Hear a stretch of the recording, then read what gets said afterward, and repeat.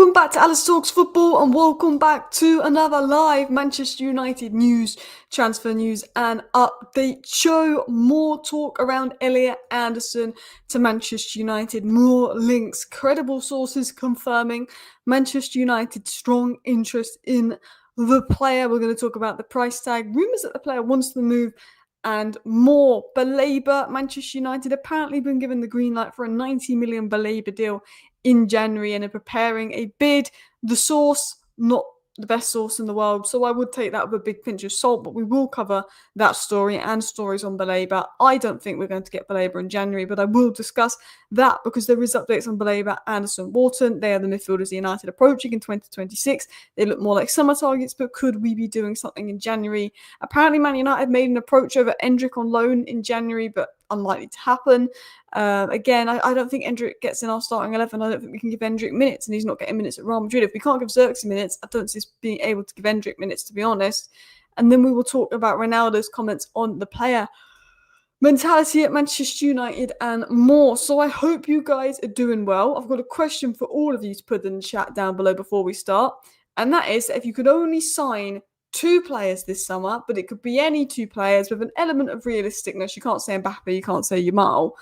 Which 2 players would you sign? Mine would be Elliot Anderson and Semenyo. I'm tempted to go Elliot Anderson and Baleba, but I've gone with Elliot Anderson and Semenyo, one of each.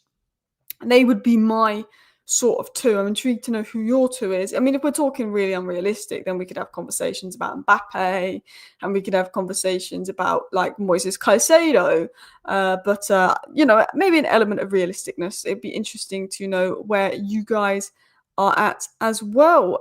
Yes, a few updates coming in as well. David Beckham is now Sir David Beckham, knighted at Buckingham Palace, so big up to him.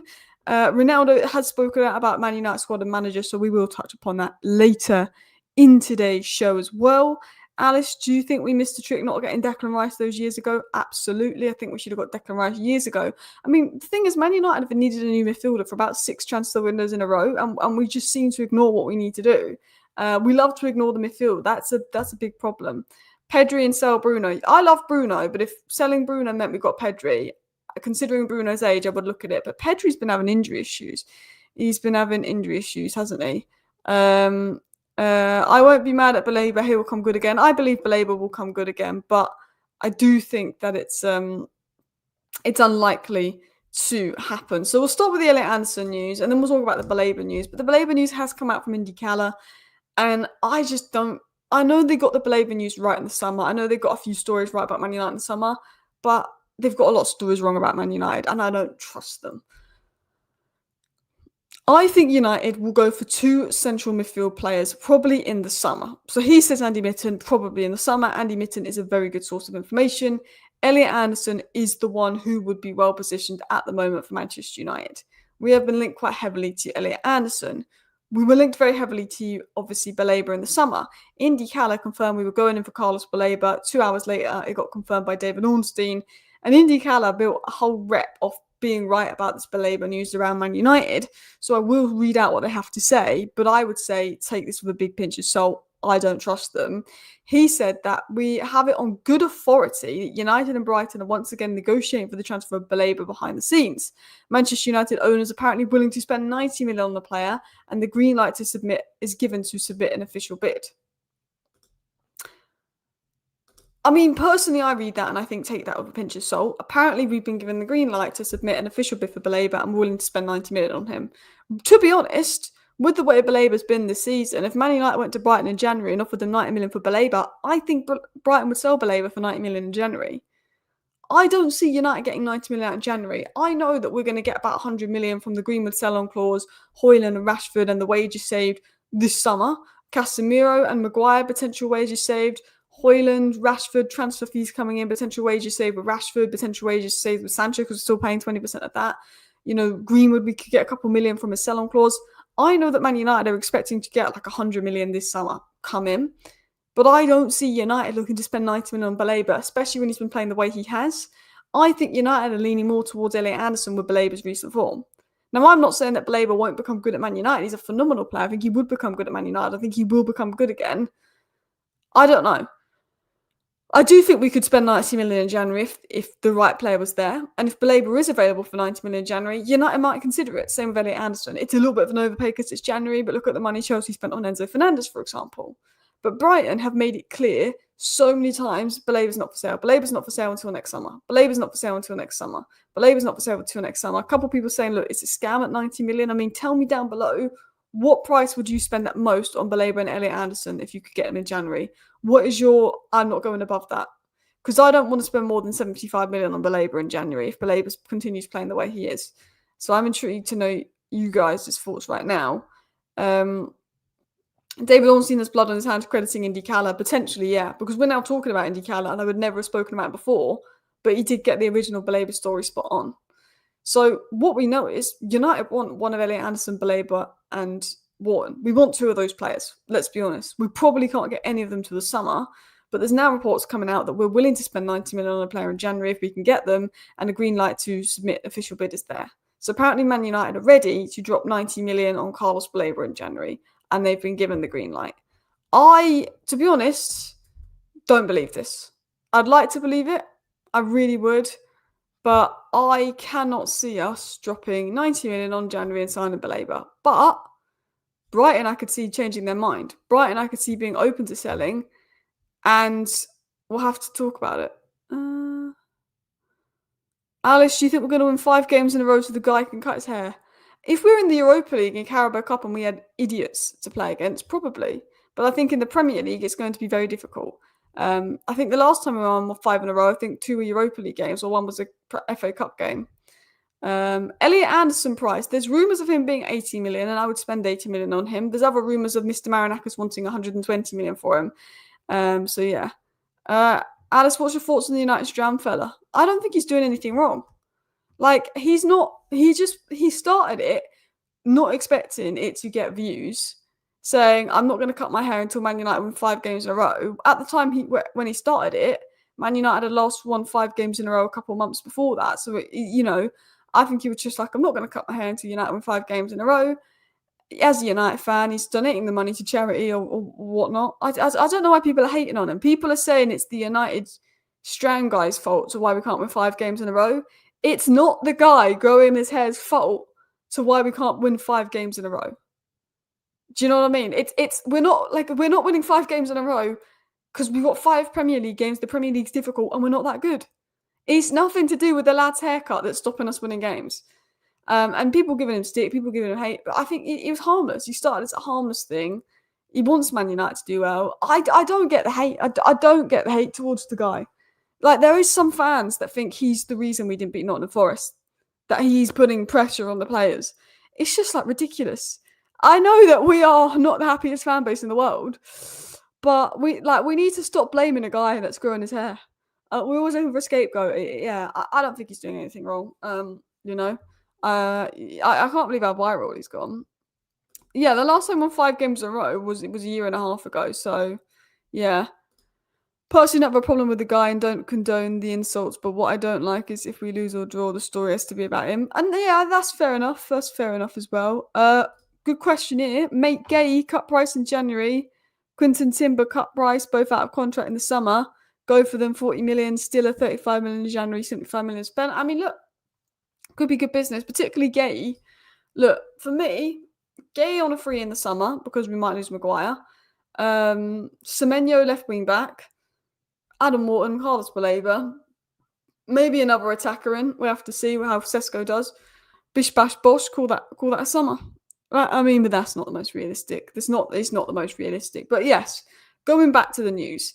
Man United want 2 midfielders. But as Andy Mitten says, Elliot Anderson is more realistic in summer. Man United signing midfielders is more realistic in summer. Manchester United are willing to spend 90 million to get Carlos Baleba or Elliot Anderson in the door, and a green light has been given to submit official bid in January. Will Brighton accept the 90 million bid for Baleba in January? Maybe. Can't see them wanting to sell him. Will Forest accept a 90 million bid for Elliot Anderson in January? Only if the players started acting out and wanting to leave, and I don't see that happening. I don't see Forest and I don't see Brighton accepting 90 million bids for the midfielders in January. But if United want to go there with a 90 million bid, it's definitely going to stir the pot a bit and we're going to see what happens there. But as Ben Jacobs has said many times, I think this is summer. I think it is a summer move. I think we can try in January, but I think these are summer moves. Elliot Anderson, Baleba and Wharton. Ben Jacobs says, I don't think any of them are January targets. And I agree with Ben Jacobs. I think that this is probably a summer move. Big up everybody in the chat as well. Gay Delict Euro, the three would be insane, yeah. And then you have like Mazraoui, Aiden Heaven, and Leach for cover. I think Aiden Heaven could do a job at central centre back if we're getting our central centre back to step up in midfield, because he's done that role before, which would be interesting. Manchester United will never be able to get Semenyo. People said that about Cunha and Mbumo. People said that we weren't going to beat all these clubs to Cunha and Mbumo at the beginning of the summer because we didn't have Champions League football, and we did get them. So look, Semenyo is not an easy deal to do. Arsenal will be there. Liverpool be there, but to say that Manchester United will never be able to get Semenyo is mad. It was said that Manchester United are ready to lead the way next summer in the race for a number 6 midfielder, with key positions expected to dominate, with the key position expected to dominate the transfer market. Man United know one thing, and I think the reason Man United are doing a lot of work when it comes to Stiller, Elliot Anderson, Baleba, Wharton, Andre Santos, I think the reason Man United have done a lot of work is because they know Liverpool are going to look for number 6 in the summer. Tottenham are 100% looking at number 6 in the summer. Arsenal might. I don't think they need one, but they might. So I think Man United are like, well, Tottenham are going to be there. Liverpool's going to be there. Potentially other clubs could be there looking for a number 6 in the summer. You know, Tonali's not going anywhere. He signed the new deal at Newcastle. Casade's not going anywhere. So you look at the number 6 market and it is Wharton, Baleba, Anderson. Real Madrid will be looking there as well. So I think Man United are like, we want to get 2 of Wharton, Baleba and Anderson. And to do that, we need to do groundwork now. Man United spent this summer doing the groundwork on Baleba, and Man United unsettled Baleba to a point where Man United believe if they go back in for Baleba, even if Liverpool and Tottenham do, that they can win the race for Baleba because they've unsettled him. Man United's plan is to now see if they can unsettle Elliot Anderson. That's what we did. We unsettled Mbumo at Brentford. We unsettled Cunha at Wolves. We unsettled Sesko at Leipzig, and our plan is to unsettle the midfield options. We're unsettling Baleba, and we've done that. You know, Ruben Amorim apparently had a 5-minute conversation with Elliot Anderson after the game. The mind game of United is to unsettle Elliot Anderson, put a bit of pressure on the club to sell the player, because that might get the player to put a bit of pressure on the club to sell them. But United know that the number 6 market is going to be busy next summer, and United, that's why they're doing the groundwork on number 6s. That's why they're looking at number 6s. Yeah, Semenyo is an Arsenal fan. He won't join us if Arsenal are interested, unless he's stupid. Well, it depends, really. You know, I think because Arsenal need a left winger, he probably goes right to Arsenal, but you never know.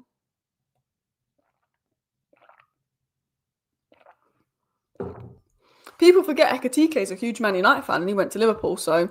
And we went in for Ekatike because we thought, let's be honest, Ekatike, I always said, was a bit better than Sesko, and we went in for Ekatike first. We didn't get him, so you got to look at it in that sense as well.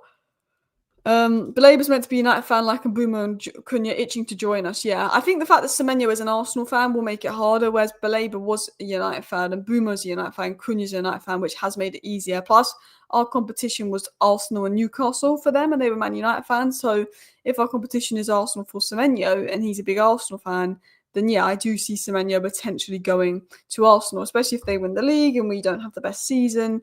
I think I can see that happening. Cole Palmer's a United fan. He went to Chelsea, exactly. I think if Man United go in for a player and the player's a Man United fan, we have more chance of winning him. But it doesn't necessarily mean that we will win him. We went in for Ekatike, who's a big Man United fan, and he went to Liverpool. And that's because Liverpool won the league and we'd finished 8th. So you can't fully blame Ekatike when he made the decision to go to Liverpool, because he also probably saw it as a better decision for his career. That said, they've just brought Isak in, but can Isak get in that lineup with the form of Ekatike? I mean, who knows? Alice, there is talk of Manchester United being ready to approve a bid from the UAE. I don't think there's anything in that, though. I don't think there's anything in that. The UAE and the Middle Eastern rumours have gone quiet. I think if a big bid comes in, United will look at it, but as of now, no big bid is coming in that sense. But yeah, so apparently United are ready to drop 90 million on Baleba in January and have been given the green light. I think Man United will test the waters for Baleba in January. Don't get me wrong. I think Man United are going to test the waters for Baleba in January. I think they'll test the waters for Elliot Anderson in January. I don't think we're going to be able to bring any of those players in January. I think if we bring someone in January, potentially Santos of Chelsea, but Chelsea don't want to sell to us, potentially Conor Gallagher, potentially also depends on Maino, if Maino does go the other way as well. But I don't really see anything huge happening in January when it comes to midfield. I think that's a summer thing. I think we could look at a left wing back in January. I think we could look at more realistic options as well. Yeah, I mean, we're going to talk about Endrick because I don't want Endrick. I don't think he's better than Xerxes, but we are going to talk about Endrick now. So, United expressed interest in Endrick, but it ended as Real Madrid did not want to include a buy option. Man United don't want to loan Endrick and prove him for Real Madrid and let him go back to Real Madrid. Man United would only want to do a deal for someone like Endrick if they had an option to buy. Real Madrid don't want to include an option to buy because they believe in his potential. But United did express an interest in Endrick and make an approach for Endrick. But it's unlikely to happen. Even Ronaldo spoke about these rumours of us making an approach for Endrick and said that rumours of Endrick and Manchester United and Aston Villa are zero because Endrick wants to pay and doesn't want to compete. Manchester United and Aston Villa were never going to sign him on loan without a buy option as well. So Real Madrid are looking to loan out Endrick, yeah? He's been linked to Manchester United, he's been linked to a number of clubs. Endrick isn't good enough. Endrick is not better than Xerxes. Endrick is not taking Sesko's place. Endrick is like a Matisse Tell. He's incredibly raw. He's incredibly young. United aren't going to do it about a buy option because otherwise we're just improving a player for Real Madrid. But also, Endrick is leaving Real Madrid because he wants minutes. He's not going to go somewhere where Xerxes can't get minutes. Or, Villa have got loads of strikers. Man United have got loads of strikers. Endrick will go somewhere where he thinks he's going to get minutes. So we're not, first of all, why are we going for Endrick? Yeah, he could do well in Amarin's system. But second of all, he's not going to get minutes. If Xerxes can't get minutes, Endrick's not going to get minutes unless there was some kind of major injury there, to be honest. Endrick, seriously. And also, I just think he's a bit overrated. The way people were bigging up Endrick, I thought was nuts. Yeah, he was a good player, but whenever I watched Palmeiras, which wasn't often, I always thought Esteval was the standout.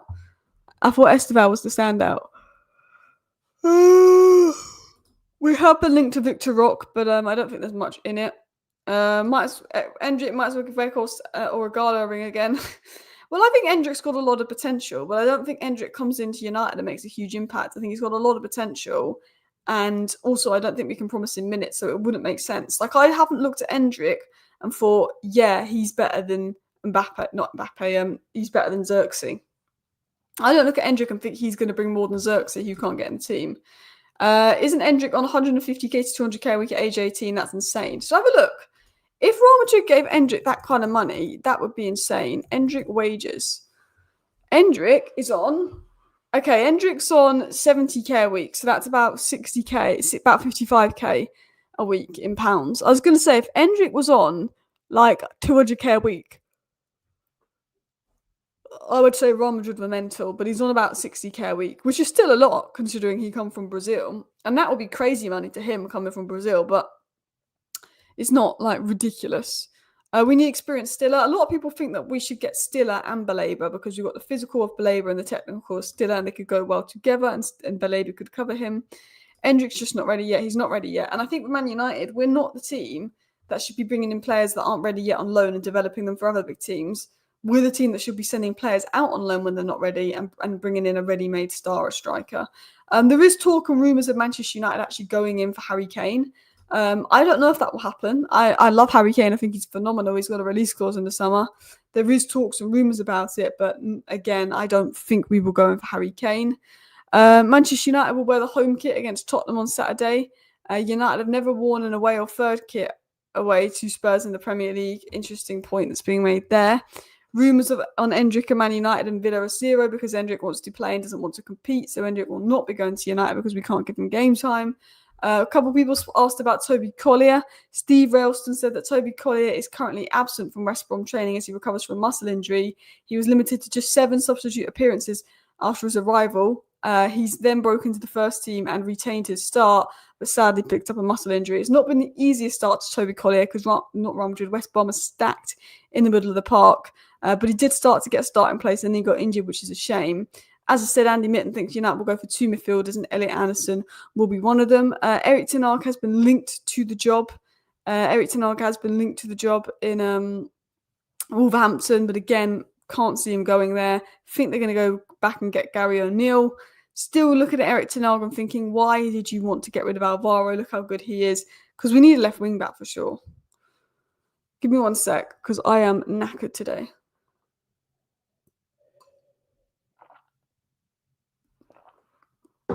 I like Collier.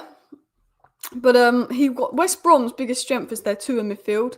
So I think Collier going on loan to West Brom was never going to be an easy loan for him, to be honest. I like the kid. I think he works incredibly hard. I think there's a good kid there in Toby Collyer, don't get me wrong. But yeah, I did question his decision to go to West Brom, I can't lie. Collier is a runner, in my opinion. When I've watched him, he's not a great passer, not a great in tight space, he's just a ball winner. He gets compared to McTominay a lot, but they're quite different players. I think Collier has potential to be a Declan Rice. Collier either isn't going to be good enough for this level, or has potential to be a Declan Rice. And look, if Collier has potential and becomes a Declan Rice, he's perfect for what we want. But we need to see him being given more minutes in the Championship and showing that bit of consistency.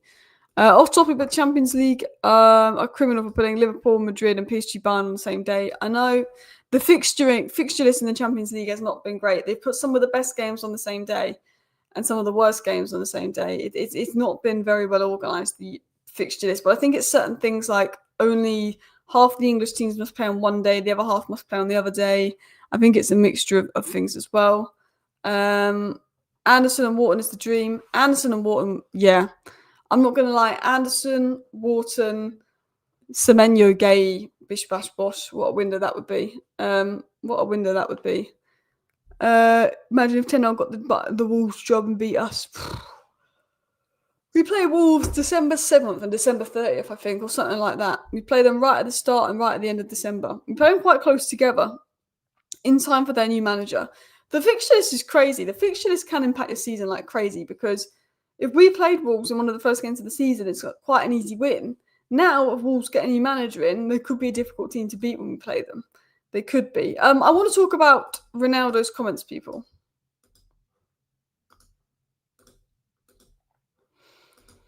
Ronaldo said that Ruben Amorim can't perform miracles. United has a lot of potential and a lot of good players, but some players don't have the right mindset. Does it hurt me when I see the results? Of course, it's a club in my heart. So Ronaldo obviously said he gets upset when he sees United aren't getting the results that they used to get. He cares about the club, la la la. But he said in regards to Ruben Amorim, he was asked about him and said, well, he can't perform when he hasn't got players with the right mindset. And that is true. I think Ruben Amorim's tactical approach hasn't been great. I think he's needed to adapt and change his tactics more, which he has started to do more recently. But at the same time, it's not his fault we're missing penalty after penalty. We're not doing this, we're not doing that. There's elements of our game which just comes down to player mindset, player mentality, player effort that, what can Ruben Amorim do? And I think Ronaldo's right. Some players at Man United just don't have the right mindset, and we need to get those players out. And I think Amorim has done an important job so far in trying to get those players out, but we need to get more of them out. Collins is still was a real steady Eddie, unfishy but reliable and disciplined. Yeah, I think he could be a Declan Rice, but maybe not the final third output. If I was going to be honest. But that's what Ronaldo said, and I agree with what Ronaldo said. I think some of it is on Amorim, some of it is on Amorim's tactics, but at the end of the day, I think the players need to sort themselves out. And if some of these players don't have the mentality it takes to play for a big club like Manchester United. Anyway, I just want to talk about all the news, all the stories, everything going on in and around Manchester United. Indy Calla speaks about us getting the green light for a 90 million Baleba deal. I would take that with a pinch of salt. I don't believe that. But what I do know is we are looking at Baleba, we are looking at Elliot Anderson, but I think that is more for the January window. We have kept an eye on, obviously, Endrick, but again, don't see him wanting to come to us, don't see that happening. But we know that United are having conversations about the January window and want to do business in January. So I do think a surprise could be around the corner in regards to that. But listen, people, I'm going to wrap up today's live show here. Thank you for watching. Bye.